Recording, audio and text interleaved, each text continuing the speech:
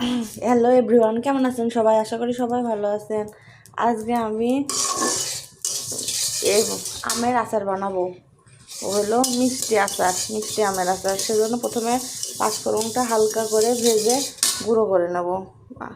পাঁচফোড়নটা হালকা ভাজা হয়ে গেছে, এবার গুঁড়ো করে নেব। প্রথমে সরষের তেল নিলাম, এবার শুকনো মরিচ,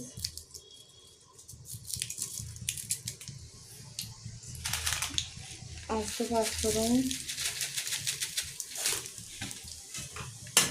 এবার আমগুলো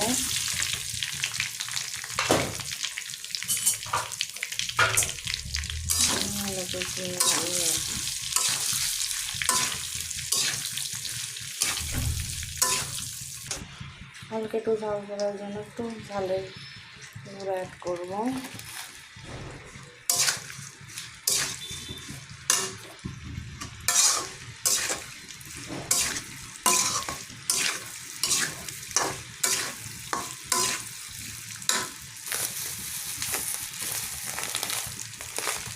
এবার মিষ্টির জন্য একটু দেবো, যা যতটুকু মিষ্টি পছন্দ।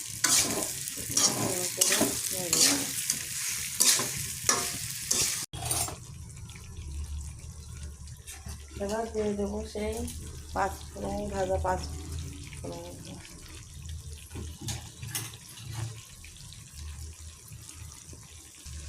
এবার দিয়ে দেবো হাফ চামচ মতো ভিনেগার, এটা নষ্ট না হয়। এবার ছেড়ে লাগিয়ে নেবো। আচার আমার কমপ্লিট।